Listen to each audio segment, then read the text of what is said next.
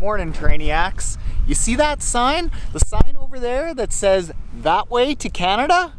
We're going that way to the US for 7 weeks. That's right, NTK and I, we're getting out of Dodge.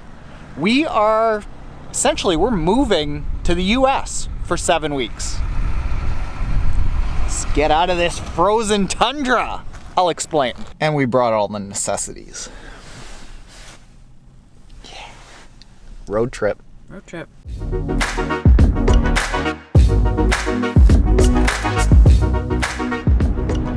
So, 7-week road trip. Where we're going: Tucson, Tempe, Santa Barbara, back to Winnipeg, but with stops in Park City, Utah, and maybe Boulder. Now, one of the nice benefits of NTK, besides being behind the camera and holding it for us while we drive, is that we can essentially work from anywhere. So why not? Like, here, pan outside, show them what it's like.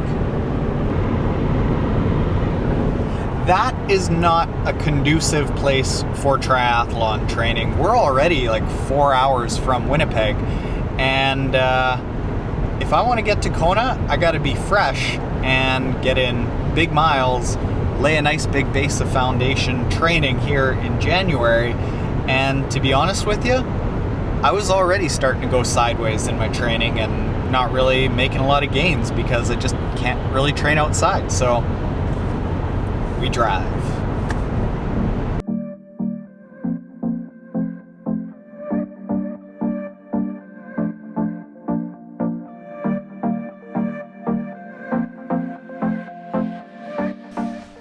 So you all might have seen on Instagram that NTK and I, we just haggled over, well, I haggled. She tried to sink into the floor because she hates when I haggle. But we just traded in both of our vehicles for just one RAV4 because our commute is to the garage, so we don't need a couple of new vehicles. I also strapped this new Saris 4-bike carrier bike rack on. We both got a commuter bike, and I took the Ventum road bike. There's gonna be lots of riding. Also, for a number of reasons, during this 3-day drive down to Tucson, I'm currently 22% of the way into a 72-hour fast. All right, so as we're doing this drive, I'm not training at all. Training hasn't been going so super well over the holidays, so Coach Dan Plews gave me a few days off. Now, to make it somewhat beneficial, give my stomach a little bit of a break, go through a little bit of like cellular regeneration, wipe out some of the bad cells, replace with some good cells. I'm going through, hopefully, frankly, I'm saying this to you right now, and we'll find out at the end of the video if I actually stuck with it. I'm saying this to you right now because I'm going on the record, and we'll see if I can get through 72 hours with basically nothing but black coffee, a little bit of bone broth, a little bit of leaky gut repair supplement for the tummy. I don't know how optimistic I am. I'm starting to get like the little bit of hungriness in the cheeks.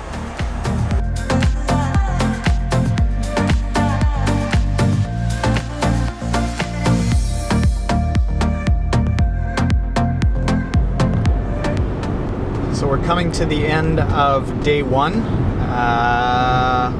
Where are we coming to? Grand Island, Kim. Nebraska. It's hilly here and very, very nice. Update on how the fast is going. I think I'm 22 hours into it. I had a moment about 2 hours ago that just kind of felt anxious, and S's were really getting in my ear. S's were getting to me. I think while we've still got light and I can talk to you, I think that's going to be it for day one. You guys have been great.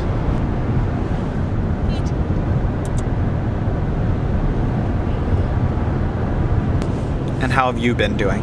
I'm peachy, just fine. A little parched. Need some water. Well, we're in Grand Island, and I ate last night.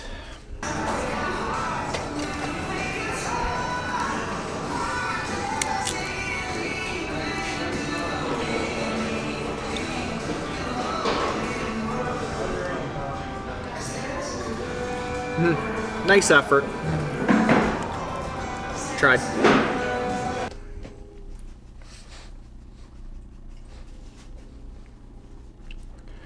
I'll explain. But I did win the who's the better cuddler in the hotel room with the dogs.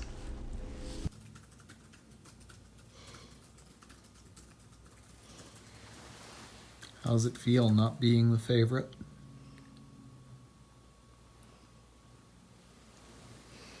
Hi guys.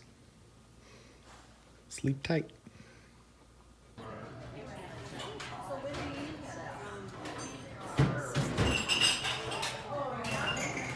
Okay, the first question is, why fast? Okay, at the end of this video, I'll link to a video that summarizes the benefits of a 72-hour fast really well. It's by a guy that just kind of summarizes it. He's a ex-chiropractor, so like he's not my fasting guru, but it's just a good video that explains it. Personally, in my case, I ended up doing a test that completely unaffiliated with the company. I paid for the test through Viome, and what it says is I have leaky gut, so I need to work on the permeability of the cell wall in my stomach so that I can absorb nutrients better, and I've got a lot of inflammation in my gut. And the reason for this fast is specifically to address the inflammation, bring that down. So there's like lots and lots of benefits to fasting. Also, there'll be a link in the description below to more my fasting guru, and like all the articles, the links, the everything. This video would be like 5 hours long if I talked about all that, but you can just go check that out. The next question is, how can it be healthy for a training athlete to fast? Don't we have to replenish by eating? Good point. Notice how I'm not really training. One of the issues that I have, I would like to fast more. I would like to do more intermittent fasting, like to work on more times that I can fast. But yeah, I agree. So I picked this trip, these few days, because my training is actually down to nothing. Coach Blues has given me a few days off, and I don't have to worry about replenishing. I don't do fasting any other time than in the off season, right after a race, when there's some sort of window that I don't have to worry about it with, because yeah, there are negative consequences to athletic starvation, it's called, like really constantly underfueling your workouts, especially if you're a woman. We're actually going to do an entire podcast with my nutritionist Steph Lowe, and you can actually download her guide that she put together for me, her high performance fat loss guide at triathlontaren.com/Steph, STEPH. We're going to talk about the negative consequences for women and how women should deal with low carb and fasting and all that. What do you do when you're hungry during a fast? Do you focus on something else? Water, fizzy water. I used broth, coffee. Caffeine is an appetite suppressant. Going for a light walk. Exercise is actually an appetite suppressant. And Peter Attia, he's going through a 3-day fast himself. And when he felt good on some of those 3 days, he did an intense weight workout because it stimulates mTOR, which helps maintain your muscle. And that exercise is going to help with the morning cravings. Someone asked, does NTK fast with you, or does she wave food in your face during the fasts? You want to answer that one? NTK even offered to eat a snack in the parking lot so he wouldn't have to smell my food. So NTK does not rudely wave food in his face. I try to be very supportive. Can fasting be dangerous? Yes, absolutely. It's certainly not, I don't think, safe to be combining it with hard training, extended training, endurance training. I don't think that 30-day fasts are super necessary or good. Again, we're going to do the podcast with Steph Lowe about how it can be dangerous for females. Yeah, definitely not a all-the-time thing. If you're doing intermittent fasting, really strict, and under-fueling yourself, oh yeah, totally. Was it cravings or general hunger that broke you? It was more mental cravings telling me that it was time to eat. I wasn't generally hungry. I actually just got a message from somebody who is similar to me in that I have food addiction problems. And it's actually led to one of the things that Viome told me is I'm not actually, like personally me, super hungry all the time because of me. There's something in my body called butyrate, or there's something that isn't in my body called butyrate, which helps regulate the instinct to eat. And mine is basically at nil. So I have like no regulation of anything in my body saying, you know what, you're full. You don't need to eat right now. My up here is always saying eat. And frankly, I felt like actually pretty wired, pretty alert. Didn't feel super hungry, but mentally I broke. It's kind of strange. So that's that. Now to Santa Fe.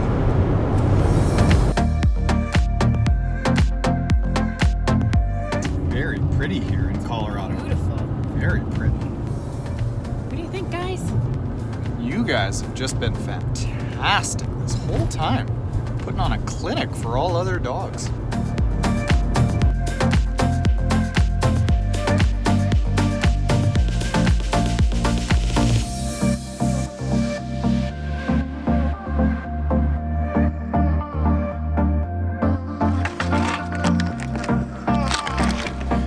So, with the old Kia, Saris had sent me the 2-bike carrier, and they sent me the 4-bike carrier for this. Besides a little bit of dust, pristine. So, Trainiacs, this is actually a fun fact here. Where we're staying here might look a little bit familiar to you. Also, after 30 hours in the car, I'm happy to be standing. Last year, basically right around this time, Sarah True and I produced all of the audio files for Pro Triathlon Training How to Run with Sarah and Ben True, right there. And then all of this brick around here is new, but this is where we produced all of the video courses with Sarah and Ben for ProTriathlonTraining.com, How to Run with Sarah and Ben True.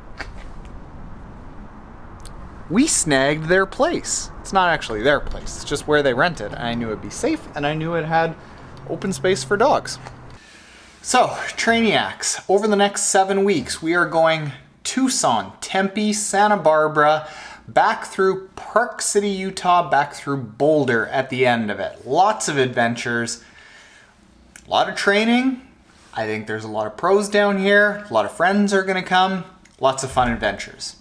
I gotta go help NTK unpack and get this place set up. If you aren't already subscribed and you want to see what happens over the next 7 weeks with this adventure, hit the subscribe button below. Later, Trainiacs.